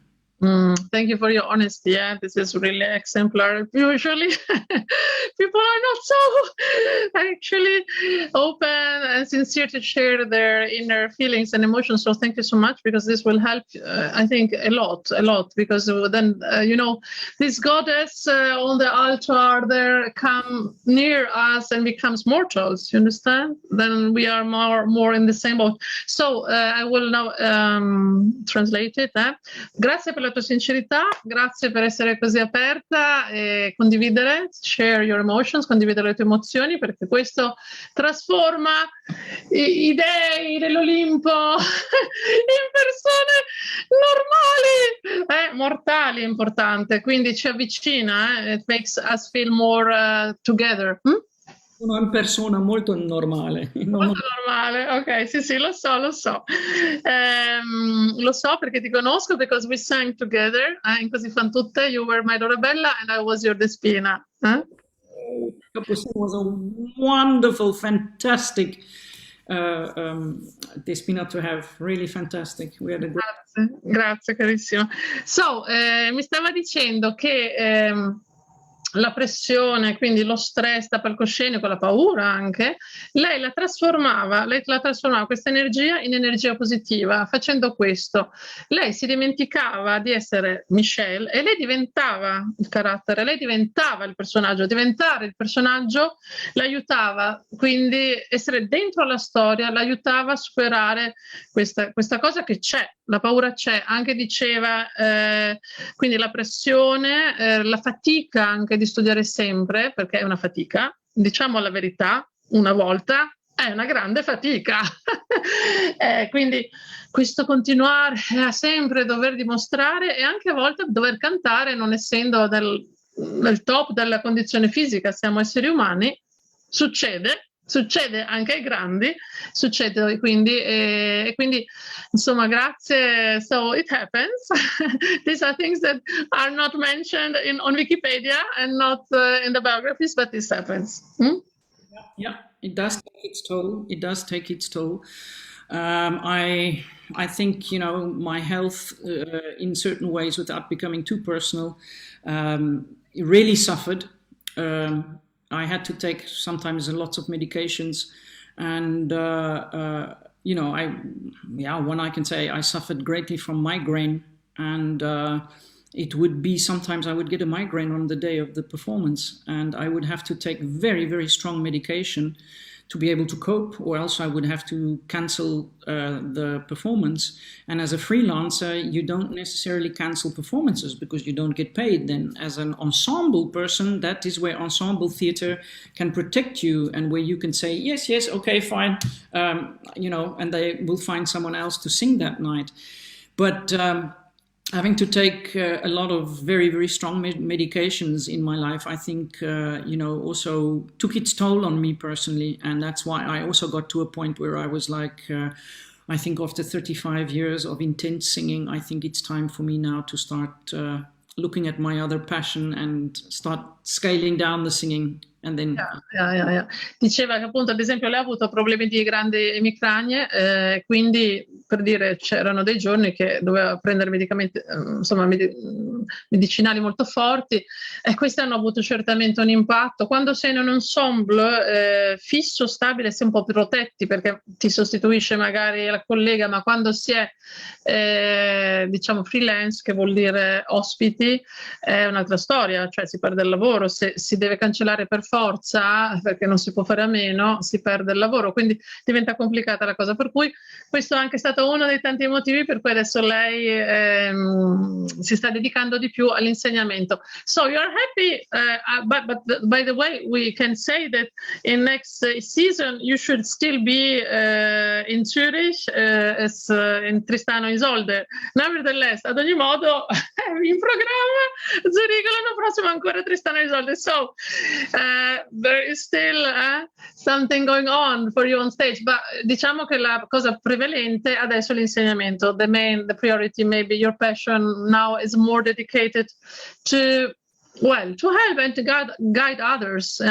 And what do you want to say for what concerns this, maybe to the students? Do you want to give some particular advices? Maybe, I don't know, something. What do you want to tell them? A message?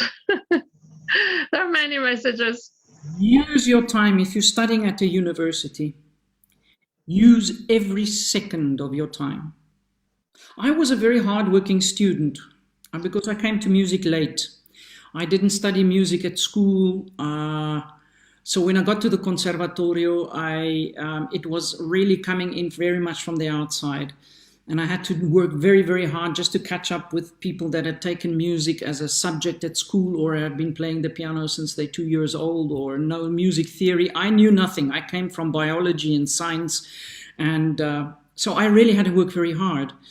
But I many times think students aren't aware enough of the amazing and very special time it is when you study.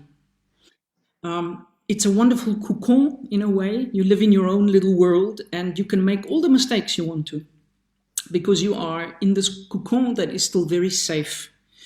Experiment. Don't be scared to try out various things. Try and find things. Don't be blinkered like a horse, you know, that's like this. Try and find yourself.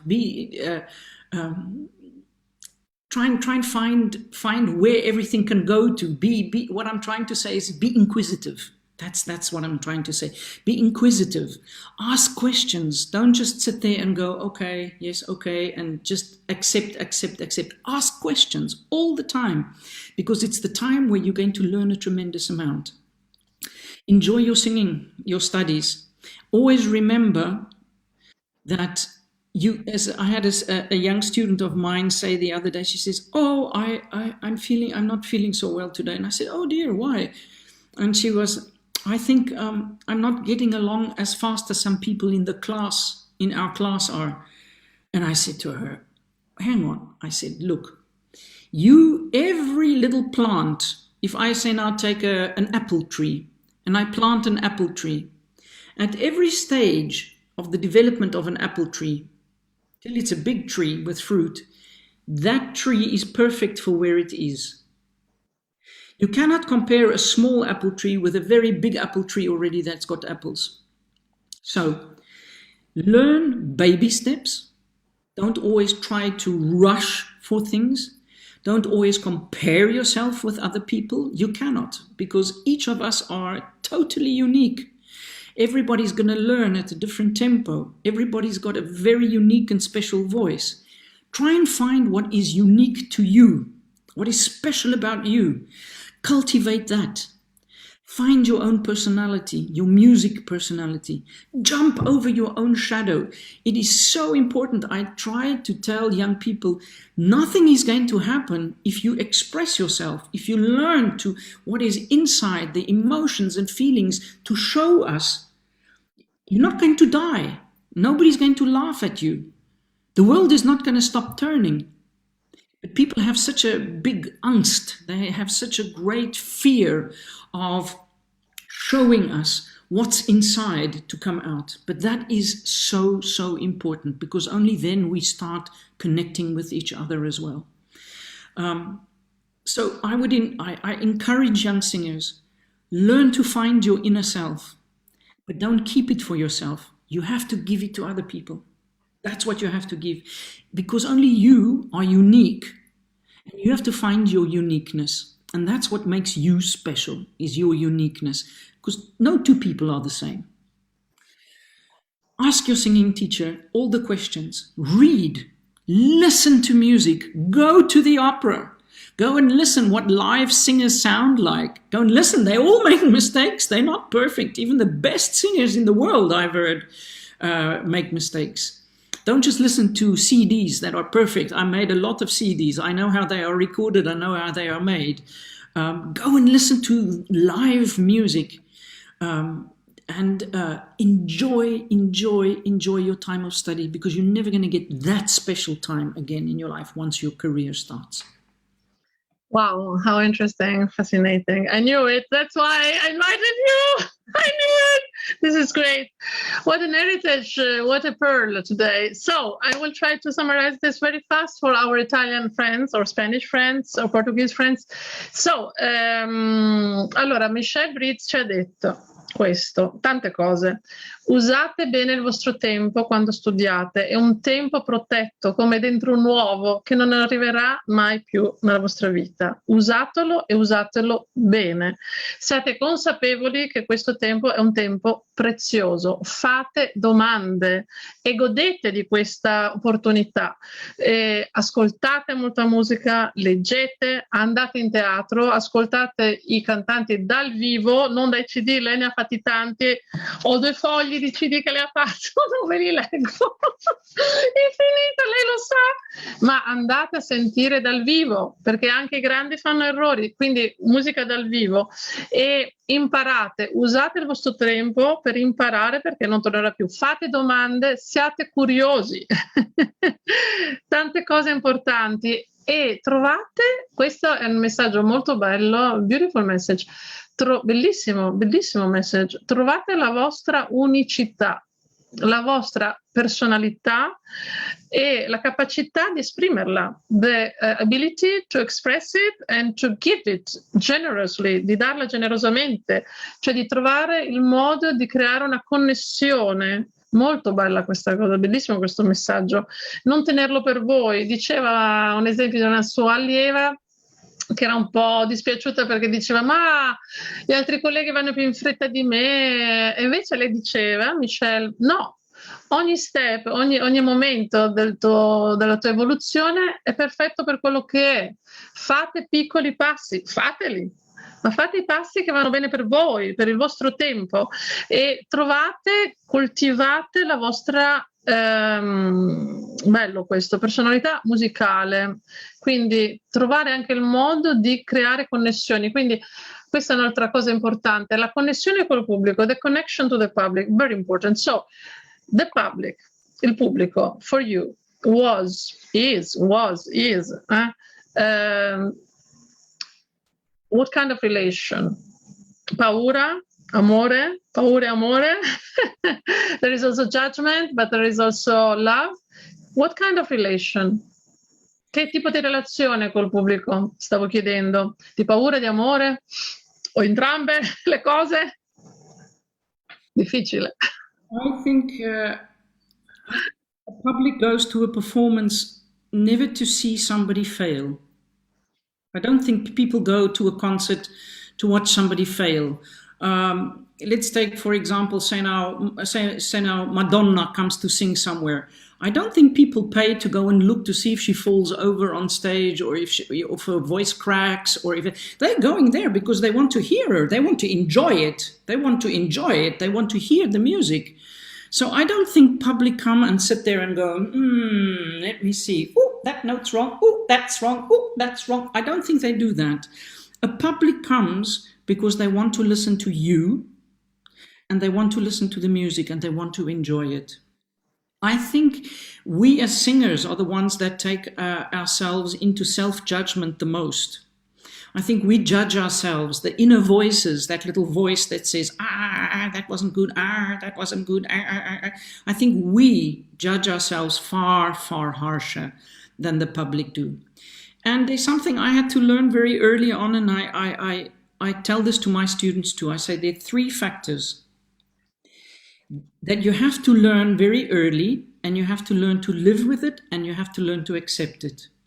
There will be people in an audience that if they listen to you go, oh, I don't care, it's okay. Then there will be people in the audience who go, oh, I don't like this, don't like this.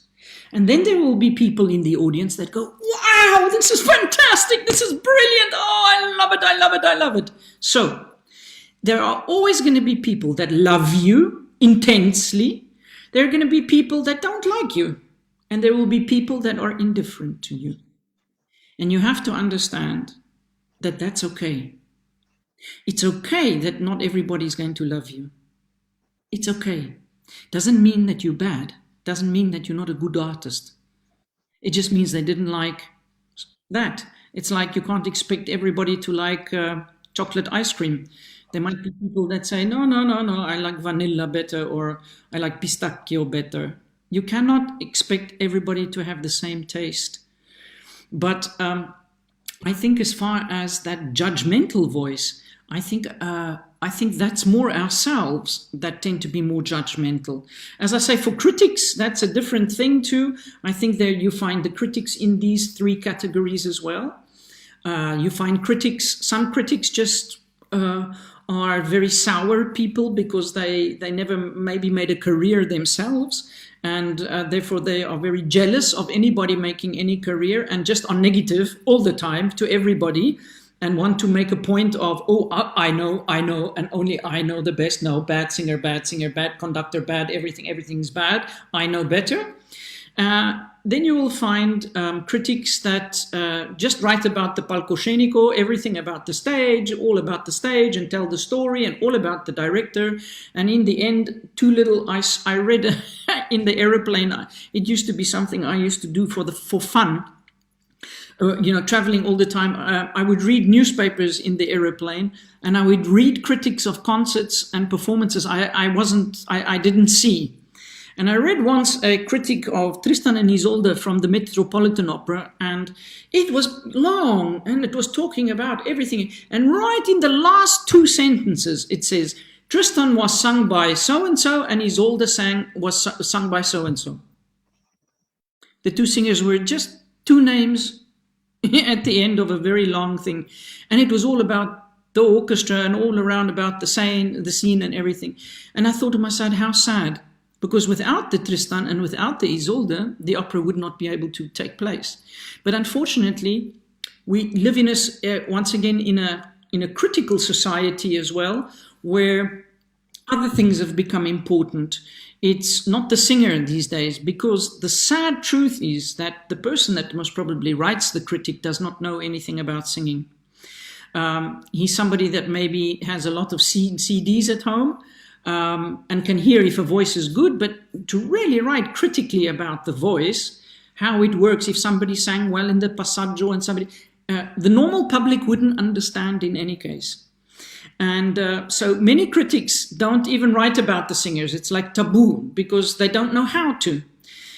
You have to learn not to take that personally either. As a singer, when you sing, you have to learn not to let that reach you. You have to try to see it for what it is. And we have to see it for what it is today, is that productions, the actual productions, have become more important than the singers.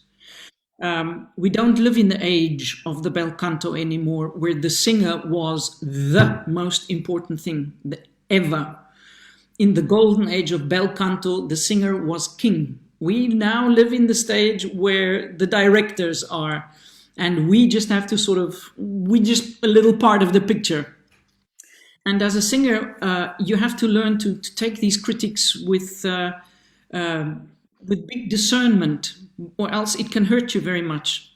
So be very careful about critics when you read them, because especially as a young singer, it can hurt you very much. If you think, wow, there I was standing singing this big role, and I sang the whole night, and I did all of this thing, and I have like 2 words. You might, and everything else is written. You might feel very hurt by that, which is natural, and it is correct. But the tragedy is today the people that are writing the critics know nothing about voices, mostly. There are very few in the world that know about voices, very few. But the majority of them don't, and therefore they are scared to write about singers because they don't really know how.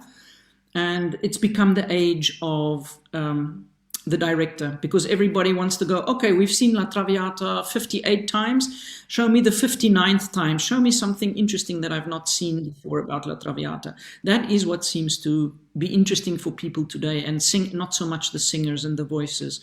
We've unfortunately lost our standing as singers in the world of being so important, which is a tragedy.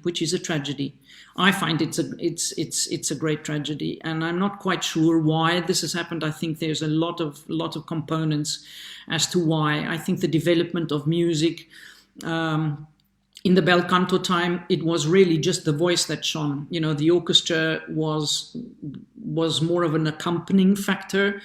The more music developed and the orchestras became bigger, like with Strauss and with Wagner and things like that, the orchestras became very huge, almost like symphonies where the singer was part of the orchestra. I think there's a lot of things that contributed to the fact of taking the singer not so much in the focal point of things.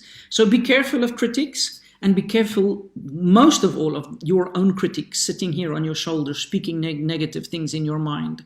That little voice, you have to say, go away, because you don't want to have to fight that inner voice yourself. You have to just tell them to go away. Allora, well, I will try to remember. So you said a lot of important things. Cercherò di ricordarmi. Allora, ha detto, le chiedevo prima all'inizio del rapporto con il pubblico, lei ha detto il pubblico non desidera mai il tuo fallimento, anzi il contrario, non è lì per notare i tuoi errori, quindi non pensate a questo, anzi viene per godere della musica, per godere della serata. Però siate consapevoli di 3 fattori. Nel pubblico ci sarà sempre chi magari rimane indifferente, chi non gradirà quindi lo spettacolo o il cantante, e chi invece lo amerà. Questo succede, insomma, è una cosa da tenere in conto. Partite preparati, non siate troppo sorpresi, succede sempre e fa parte un pochino del mestiere. Anche Michelle ha detto attenzione, occhio, attenzione alle critiche, che uno le prende sul personale. A volte le critiche sono un po' maligne o acide, anche per gelosia, anche per invidia, spesso scritte da persone che non sono riuscite loro stesse a cantare e quindi se la prendono con i colleghi, quindi attenzione, questa è una verità. Lei ha notato che c'è molta attenzione su quello che succede attorno al cantante, no? Le critiche che parlano del palcoscenico, della scena, della regia e tutto. E poi magari le è successo di recente una critica su un Tristan e Isolde al Metropolitan e poi 2 righe in fondo nominando i 2 cantanti, e lei dice ma com'è possibile, senza queste 2 persone tutto lo spettacolo non si faceva. Quindi lei dice siamo in un momento molto strano, particolare, dove in effetti l'attenzione non è più sulla voce, come nel tempo dorato, l'epoca d'oro del Belcanto, non è più il cantante, ma sono altri fattori. Chissà per quale motivo si è arrivati a catapultare, a rovesciare la situazione. La scena è più importante, le regie sono più importanti della voce, dei cantanti, ed è un peccato, cioè non è una cosa bella, è il contrario. Non ci si spiega perché questa cosa sia successa, è un peccato. Spesso lei diceva, chi scrive le critiche non conosce a fondo la voce come strumento, per cui difficile parlarne, è più facile parlare magari di quello che c'è attorno e quindi e poi magari non so, si è sentita già una produzione di Traviata per la 50ª volta, si vuole fare una cosa strana, diversa, originale, e quello diventa la priorità e non la voce. Purtroppo è un po' così. Comunque non prendetele su personale, ma la cosa più importante, attenzione alla critica nostra interiore. This is another topic. How do we get rid of this? You're not good enough. What are you doing? That was a mistake. This is the critic. Questa è la critica più pericolosa, more dangerous. How do we keep focus and not being... Oh my God, this is really difficult. To keep calm our minds. Well, this is an art. Experience, I don't know. Yes, it is very difficult, but I think, today we have, I'm actually reading 2 books actually about this at present, about a professor that actually trains Olympic athletes. And I think sport and music have some things in common. Yes, I'm completely on your side. This is something that I also preach. And I made a masterclass, a webinar with an Olympic trainer for mental strength for my singers. Yes. Because of this. Because yes. I believe that the mental strength is so the balance for us. So I think, there is help for singers out there. I think it's something that you should not live alone with. I think if you feel it's something that you really cannot get to grips with yourself, then I think you should seek professional help. There are people that can help you with this, that have learned certain strategies, things that will help you think a different way, help you visualize things in a different way. Yes, exactly. But in Germany, you teach in Germany, yes? So I want to know, curious question, is there or not? Are there in the Musikhochschule, in the conservatories and the university, there's this mental trainers like in sport or not in your schools? Yes. We have. Yes. For musicians? Yes, here in Frankfurt, we have somebody that actually goes in on this subject matter, that helps with exactly this, that helps with the performance anxieties, that helps with the performance, that speaks to you, that gives you tools to help you get through this. This is great, this is fantastic. Le chiedevo, lei sta facendo un confronto tra la musica e lo sport e lo stress, la fatica mentale, insomma l'equilibrio mentale che ci vuole, e le chiedevo, ma infatti io per questo motivo di recente proprio ho organizzato un webinar per i miei studenti con un trainer di forza mentale per atleti olimpionici, e chiedevo, perché questa è una cosa che un po' manca in Italia, e chiedevo, ma in Germania c'è? E lei mi sta dicendo di sì, lei è docente a Francoforte e hanno proprio una persona che aiuta proprio per trovare l'equilibrio in questo, lo stress della performance. È molto importante questo. E diceva Michelle anche, trovate un aiuto se questa cosa insomma vi domina, è troppo forte, non bisogna, there is no need to be ashamed, non c'è bisogno di aver vergogna, andate a cercare aiuto, perché come we are sporters of the voice, I always say this, noi siamo sportivi della voce, vero? E dico sempre conscious athletes of the voice, e abbiamo bisogno anche noi di mental trainers. Io sono sicura di questo, I'm convinced about that. We need also this kind of help. Definitely we need this, because we are, we work under great, as you say, great stress. I don't know if this is true, but I've heard someone say that being an opera singer is like you're under the same pressure as a brain surgeon that's busy doing an operation on somebody's brain. That's how much under such an amount of stress that we stand when we sing. So I don't think it's something that you should take lightly. Really, today we can do something about it. In the times when I was studying, there wasn't anything like that, and people didn't talk about it as well. It was like taboo, you didn't really speak about that. You just sort of, everybody tried to cope and work it out on their own, I guess. But there is help today, absolutely, and take it, do it, just do it. Dicendo che ai suoi tempi, ma anche ai miei, più o meno alla stessa età, non c'erano queste figure professionali per aiutare e sostenere i cantanti lirici, questi insomma trainer mentali, ma adesso sì. Quindi andate a chiedere aiuto, perché è una cosa buona, è giusta. Listen, my dear Michelle, still two questions, then maybe I let you go. I don't know, because I see that the interview became much longer than I thought, but it was so incredibly interesting and also so open, authentic and sincere. And I thank you so much. I'm quite sure that many younger singers will be very, very grateful about all your advices, because that was really molto importante, very important. So two things maybe. Still, the importance, what do you think about, well, you know it better than anyone, in the repertoire, adding also lideristica, leader, art songs, and not only opera, and some little wisdom pills about technique, and then I let you go. But okay, we would need another webinar, interview, but okay, a little pill. I think you have to, as a singer, you don't become a specialist, but I think you have to sing art song, lied or chanson, or no matter if it's a song in English or in Spanish or in French or in other languages, or in German. The German repertoire, of course, is phenomenal. The German lied is just such wonderful repertoire.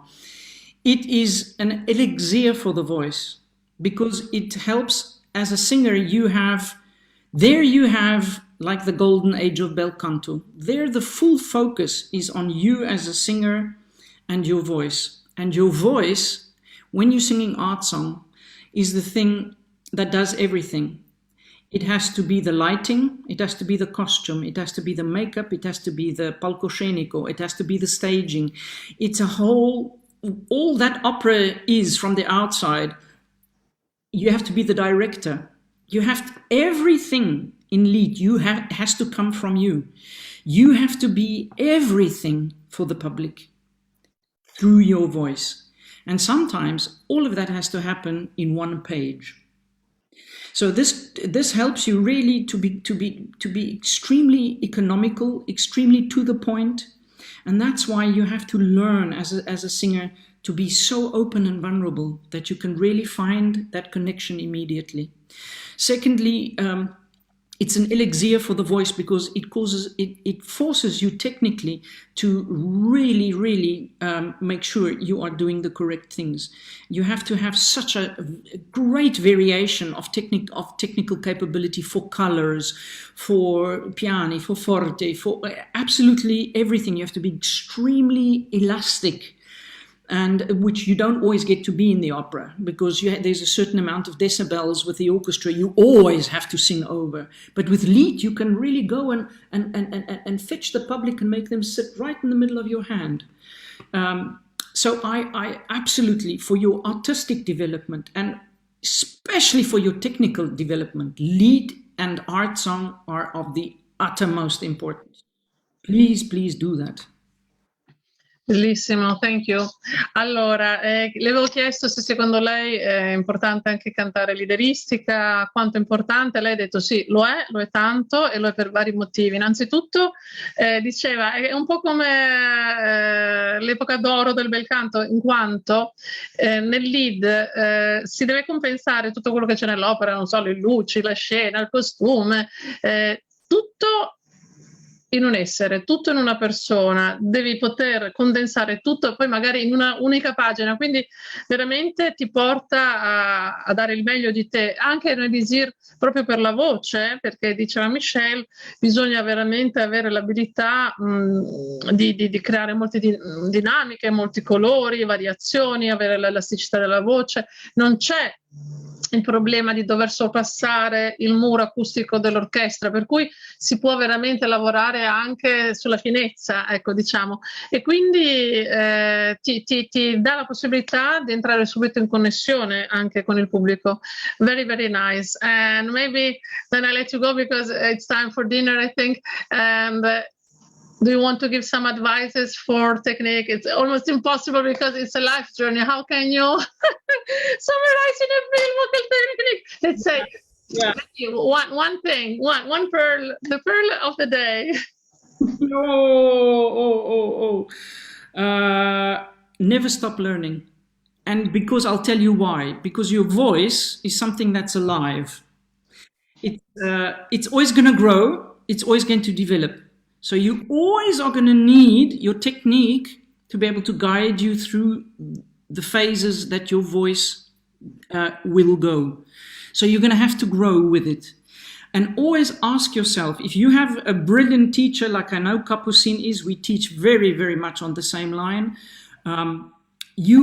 Capucine is somebody that will give you instruments, questions. You have to make the right diagnosis, like a doctor. If he's a patient, there's a problem with a patient. Learn to ask the correct questions of yourself. For example, why was that note not good? Was it my breath? Was my breath getting tight? Where does that note lie in my voice? It's in the passaggio. Oh, okay, passaggio. What do I have to remember? What happens to vowels in the passaggio? What type of vowel? Oh, it's an open vowel. Oh, okay, I didn't sing the vowel slender enough in the passaggio. Oh, okay. You have to learn to ask the right questions. If you ask yourself the right questions, diagnostic questions, which any good or excellent teacher should help you to learn, you will be able to grow and develop with your voice. And you'll be able to find out yourself, usually, why something is maybe not correct. You have to learn to ask the correct questions. And then you will find your answers.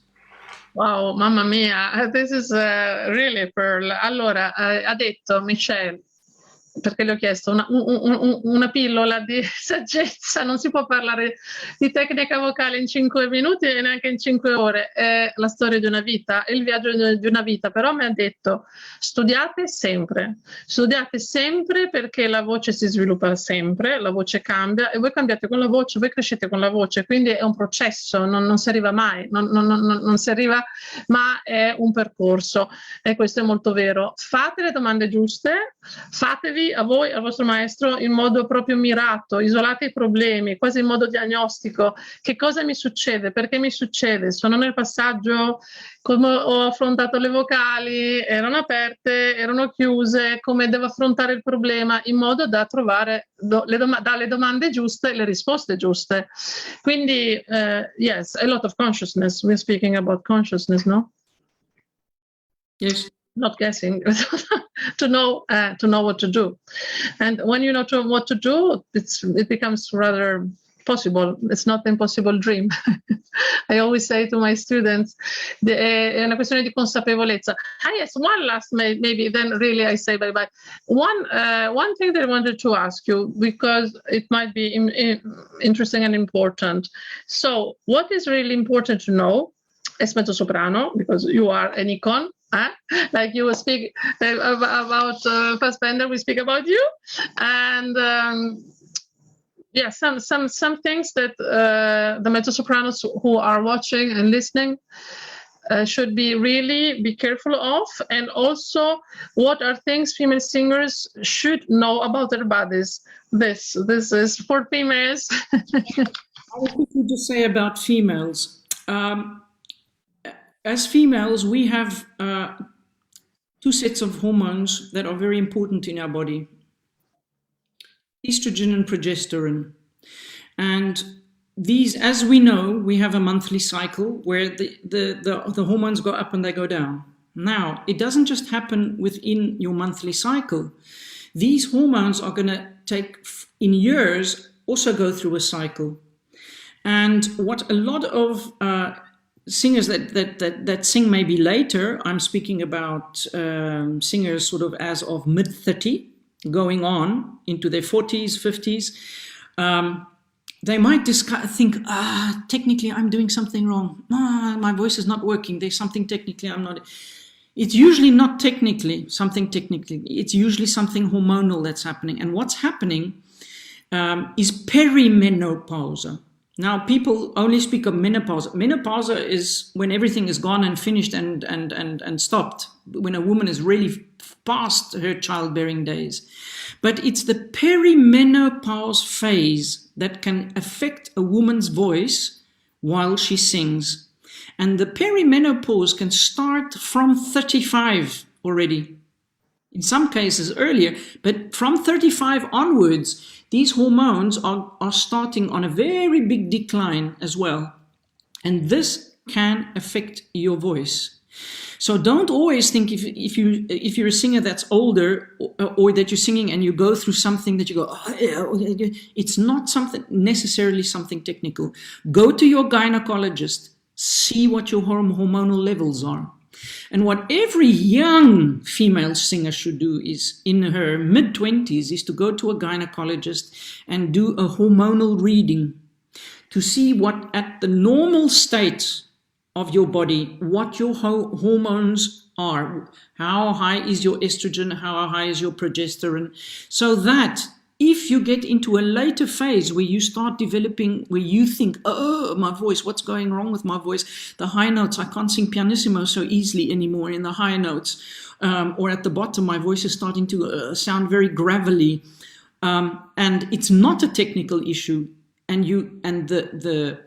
the gynecologist can then compare it with your hormonal status of when you were a young singer. You will then most probably see that it's more of a hormonal influence.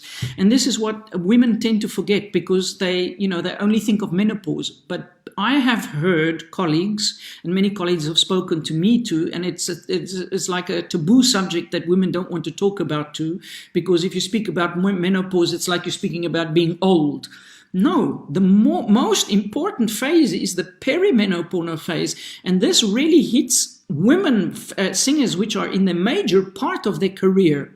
So really, really be careful. Be aware that this could be happening in your voice. Just be aware of it, because it's something, as I say, people don't really talk about. There's a book that's come out now new.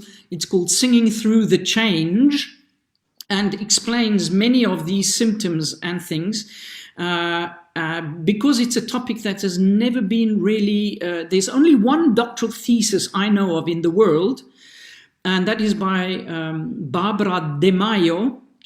And Barbara sang in Italy many, many years. I sang Norma with her, and she's doctor now, and she wrote a very big dissertation on exactly this, the effects of hormones on the professional female voice. And I found this very, very, very, very, very interesting, and also very good knowledge for women just to have. Wow, che interessante, mamma mia.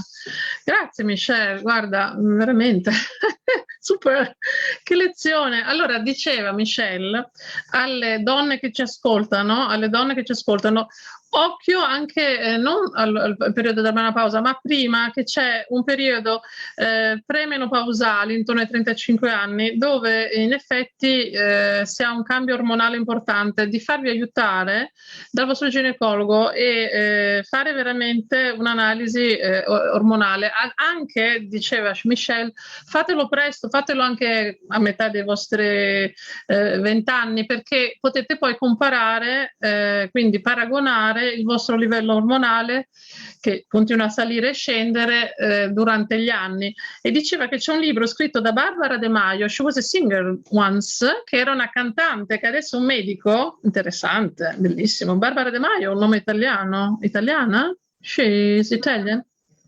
Italiano. Americana italiana, che ha scritto su questo argomento, quindi una dottoressa cantante che ha cantato con Michelle Breedt, che ha parlato e ha scritto proprio su questo argomento, molto interessante, e il titolo è Singing Through the Change, è questo il titolo, cantare attraverso il cambiamento. Is this the title? That's the title of a book, not that Barbara wrote. No. She wrote a dissertation at university. Okay. This is written by somebody else, but it's only becoming now that women are starting to become more aware, and women are starting to speak about this. As I say, I've seen so many colleagues, my age and younger, that that go through these changes. All of a sudden, the voice, they're not, and then they suddenly come for singing lessons, and they think, oh, I'm doing the wrong technical thing, and it's not that. It's just because they're going through perimenopause and things are changing. Quindi il libro della Barbara De Maio non è questo che nominavo prima, Singing Through the Change, è una dissertazione che lei aveva trovato sull'argomento. Barbara Di Maio ha scritto qualcos'altto. Do you know the title of what she wrote, or we look in internet? You might find. I don't think her dissertation, I don't think her doctor's theory is to be found on the internet. Okay. In the university library, yeah. And what about menopause? Singing Through the Change. This book you can get in Amazon. You can find this, and this will explain everything about perimenopause and menopause for singers. Yeah. Ecco, questa dissertazione di cui lei parlava, Singing Through the Change, cantare attraverso il cambiamento, affronta anche il problema della menopausa. Do you want to say something to mezzosopranos? What they should be? Yeah. Una domanda, quindi per i mezzosoprani, che cosa bisogna stare attenti? Di che cosa dobbiamo... Be careful. Just because you're a mezzo-soprano, don't think that you have to take weight up into the top part of your voice. Be very careful. Non mettere peso nella parte superiore della voce solo perché siete mezzosoprani. Because mezzo-sopranos think they have to sound very big and dark up in the top part of their voice, but actually in the top part of our voice, in the sopracuto, we sing head voice like a normal soprano. There's no different way of singing high notes as a mezzo-soprano than a normal soprano. Ok, non mettete peso negli acuti estremi, nei sovracuti, lì si canta come un soprano. Non mettete peso perché poi arrivano i problemi. Perché c'è un po' il complesso, l'idea mezzo-soprano, quindi voce pesante, scura, grande. No, bisogna andare leggeri. It's very important in the upper middle part of the voice not to take that heaviness and weight into the passaggio and up through the top. You have to become lighter and slender in the second part of the middle voice. Second passaggio, you mean? Yeah, they're up, I would say from B flat, what's it now, 4 or 5, B flat 5. Second passaggio, we understand, from B flat to F sharp, G, whatever it is. Nel secondo passaggio, diciamo da Si bemolle al Fa diesis Sol, anche occhio nel passaggio di rimanere leggeri, perché questa idea di appesantire, fare il mezzosoprano, è pericolosa, non va bene, non va bene, non va bene per il passaggio, ma non va bene neanche per gli acuti, cioè non va bene. Because, you know, a lot of people thought I was a soprano in my life. Maybe I could have sung soprano. I should have changed when I was in my 30s. I maybe could have, but then I was singing all the big mezzo-soprano repertoire. You know, because sometimes I see mezzo-sopranos battling with their high notes because they just don't get it, that they have to sing really using just their head voice. And of course, the most difficult, or one of the difficult parts is, of course, is the passaggio at the bottom. To learn to also negotiate. The first passaggio. Yeah. First. La parte più difficile è il primo passaggio, quindi Re, Yes. Mi, Fa. It's something as a young singer I could never understand and I couldn't really do. And my teacher used to just say to me, pazienza, pazienza, it will come, it will come. And I thought to myself, what does she mean? Oh, well, I could never do that. And with time, it did. Sometimes you'll be either a singer that the voice will either develop to the top quicker or it will develop to the bottom quicker. If you wonder where it develops to both ways, you are very lucky. My voice developed first to the top and then down to the bottom. And never forget, mezzo-soprano. You are a type of soprano. Listen to the name, mezzo-soprano. You are a tipico di soprano. Sta dicendo una cosa interessante, diceva, attenzione mezzosoprani, voi siete un tipo, diciamo, un tipo di soprano. You're not a contralto, and this is where people, unfortunately, also today, expect too much from the mezzo-soprano voice. Non siete contralti, non dovete suonare come contralti. People still think a mezzo-soprano today must be able to sing everything from Azucena up to componist. Sì, immagina che un mezzosoprano debba poter cantare tutto, da Azucena a componista, invece non è così, cioè attenzione, occhio. And unfortunately, in some small theaters in Germany, you'll have one mezzo-soprano and they want her to sing everything. It is impossible. È impossibile umanamente, qualche volta in dei piccoli ensemble, di piccoli teatri, magari c'è solo un mezzo soprano, non so, le fanno cantare tutto, cioè veramente dalle cose più da contralto, drammatica alle cose acute, e non va bene perché non è umanamente possibile. In the olden days, they had more people in an ensemble that could sing the different things. And we are lucky today that, of course, as a mezzo-soprano, we also have different types of mezzo-soprano, just like soprano. So soprano lirico, drammatico, spinto, coloratura. We have the coloratura mezzo. I was never a coloratura mezzo like Cicci Bartoli. Like Cecilia. Sono anche tante sottospecie, come tutte le voci d'altronde, di coloratura. Esempio, lei nomina adesso la Cecilia Bartoli o altri, lirico, drammatico, quindi c'è una differenziazione. What about when there are some hybrid voices that could sing actually both repertoires, and every time they make an audition and, oh, you're a wonderful lady, but why? What are you doing here? Auditioning for mezzo, you're a soprano, didn't you know? Next day, same person, other jury. It's another feedback, and these persons are really struggling.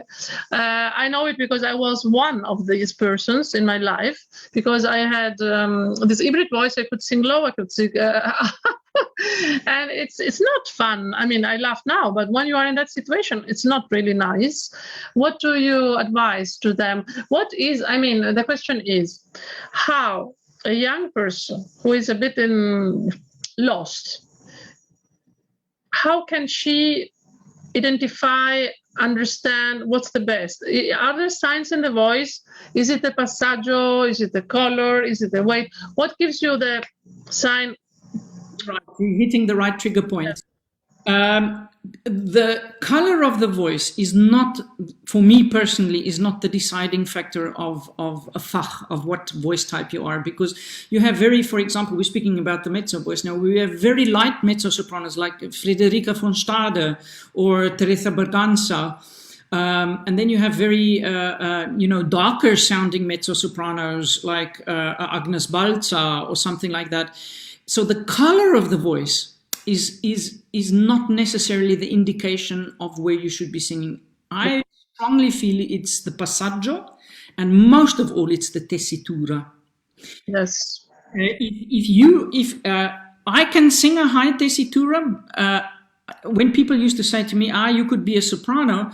Yes, I have sung Zwischenfach things like Venus in Tannhäuser, yes, or Adalgisa, which sings exactly the same music as Norma. She sings the same, just with different words. I Capuletti, Romeo also sings exactly the same melody as Giulietta, or in they have, it's the tessitura is not the extension. Tessitura a while ago in Bayreuth or something, and she had made the change from mezzo. She was saying, I'm not singing mezzo now, I'm singing soprano. And then she went into the soprano, and we were playing golf. And I said to her, so Violetta, how do you know to make the change? She says, I count how many G's there are in the roll. Then I know about the tessitura, if I'm going to be able to sing it.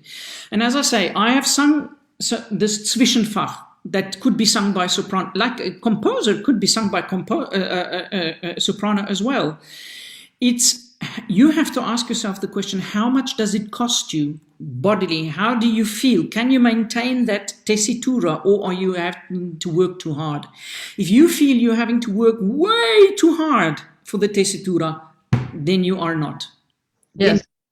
Completely agree, yes. So, le ho chiesto, perché ci sono molte voci, lo so perché io ero una di quelle quando ero più giovane, sempre un po' ibride, che possono cantare questo e quello a metà strada, magari per via del colore, perché c'è una certa facilità, la voce lunga. Ma come fanno queste persone a capire? Perché è una sofferenza, è un problema. Fanno un'audizione, le dicono no, non è soprano, l'altra audizione no, non è mezzo. E cosa sei? Non sei né carne né pesce. Allora, che cos'è che determina? Lei ha detto, Michelle Breedt diceva, non è il colore, secondo lei, perché può essere un po' fuorviante, ci sono colori molto chiari, non so, la Teresa Berganza, Frederica von Stade, molto chiari, a volte colori molto scuri, adesso nominava come esempio Agnes Balza, è difficile dire dal colore, però il passaggio te lo dice, e soprattutto la tessitura. Tessitura non è estensione, perché una voce può essere anche molto lunga. La tessitura vuol dire l'abilità, la capacità, the endurance, the resilience, the stamina, the ability, l'abilità, la possibilità fisica, ma anche mentale, even mental actually, di sostenere la tessitura, cioè una scrittura per soprano solitamente un pochino più, è una terza o comunque leggermente più su di un mezzo soprano, magari hanno gli stessi acuti, Adalgisa, Romeo, ci sono molti ruoli molto acuti, però la tessitura del soprano è un po' più su del mezzo, quindi questo è il segnale, dove il corpo sente. Quindi we have to be very conscious, because at the end the answer is not outside of us, it's inside. La risposta è dentro di noi, non è fuori di noi, è dentro di noi. Bisogna essere onesti con se stessi. Saper ascoltare il corpo. Be able to listen and be honest and be very conscious. Okay, mamma mia, the interview of the year. 2 hours. Thank you so much for your time. I don't want to steal again time, because I think you must be tired, but it was very, very, very generous, very inspiring. We learned a lot. I'm quite sure this is fantastic for all young singers who will watch and listen this even in the next days, because there is the replay. Questa è stata un'intervista meravigliosa di 2 ore, quindi ringraziamo. Let's thank Michelle because she was so generous with her time and with all the important wisdom, appeals and advices and things, informations, especially for the young singer, e soprattutto queste pillole di saggezza per tutti i giovani cantanti che ci ascolteranno, ci vedranno, perché il replay rimane nel gruppo. The replay remains available, so you can watch it and rewatch it, let it sing, because it's so informativo, è così informativo, così pieno di cose importantissime. Guarda, Michelle, I don't know what to say. Ich weiß nicht, wie ich dich danken soll. Non so come ringraziarti. It's a great, great pleasure. If out of my experience that I've lived and experienced, if it can be of help to anybody, I am most grateful. And I want to thank you very, very much to have had the honor of being on your group, Belcanto. I watch you people. I follow you. I know you are a fantastic teacher. I know we think very, very similar, or basically almost the same about singing. And I am so proud of you. Keep on your fantastic work in your group. Thank you. Yes, we will. I started it 11 months ago with one person. Now we are more than 2,600. Yes. Grazie. Thank you for your appreciation. Thank you. Yes, I know that we agree. I know, lo so che siamo sulla stessa lunghezza d'onda. Grazie per apprezzare anche il mio lavoro. E ancora, Michelle, thank you again for being with us. Thank you for sharing your life, your experience with us. The pearl. This is really the pearl. We love you all. You are a great lady, a great example. Ti voglio bene, I love you, and we speak soon. Grazie tantissimo e a presto. Grazie ancora, un bacione. Dankeschön, merci, grazie. Bye bye, all the best. We keep in touch. Thank you. Thank you. Very honored that you are a member of Belcanto for You. Yes! Bye. Ciao cara, ciao, grazie, ciao bella. Ciao.